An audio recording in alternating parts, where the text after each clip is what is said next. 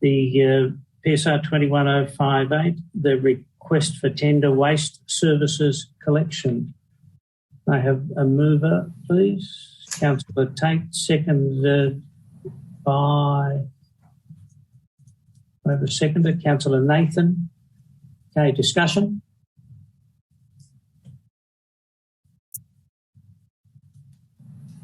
Councillor Nathan, and then Councillor McGinlay. Well, when one considers that many people, there are those in the community who believe that council should be involved in roads, rates and rubbish, I think that having our waste collection service done as efficiently as I've experienced over the last 40-odd years that I've lived here, I think it's a credit to to Director Usher and his staff, the way they go about requesting for tenders and sourcing their contractors. And thank you very much to you and your team for putting together the briefing paper as well as everything that we need to make a decision on to this for this tender. Thank you. Thank you. Pat. Yeah, thank you, Councillor Pollock.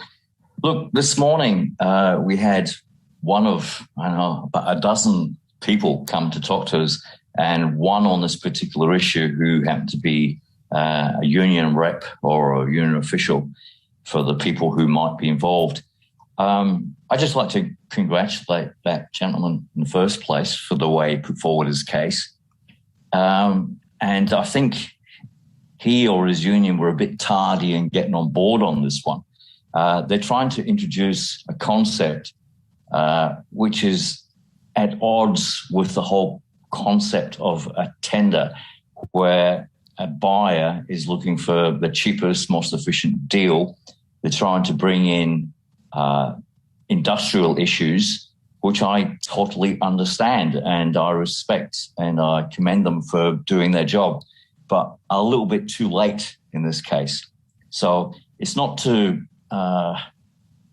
try to argue against what that gentleman was saying, because I think there's some good, valid, long-term social aspects of what he's saying, but a bit late for this particular issue, but probably one for future councillors, should they get onto this council, to consider when it comes to tenders.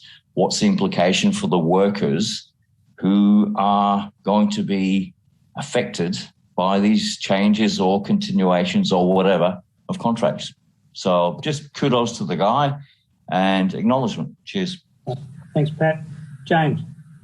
Yeah, just following on from Pat, I had talked to that presenter previously and to Director Usher, just to explain that involved in the wage side of things when we go to tender. So just to clear that up might be handy. Yep. Lindsay, do you understand what James was driving? Sorry, just to be I didn't quite catch the last part of Councillor Thompson's comment. Oh, just to explain,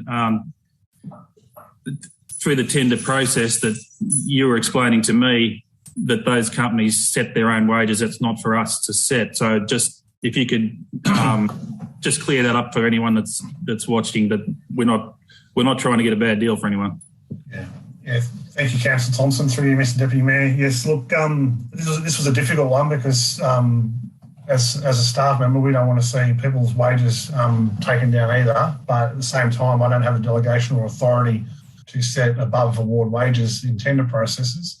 The whole, as Councillor McGinlay pointed out, the whole idea around the tender process is to get the most competitive outcome and best value outcome for our community. We believe we've done that through the tender process we've run, which considers both price and non-price criteria. In the meeting we did have with the Transport Union just prior to going to tender, what we did suggest to them is that the enterprise bargaining agreement they had with one provider, they should really be trying to establish with the other main providers, all through the industrial relations process, improve the rates of pay under the award.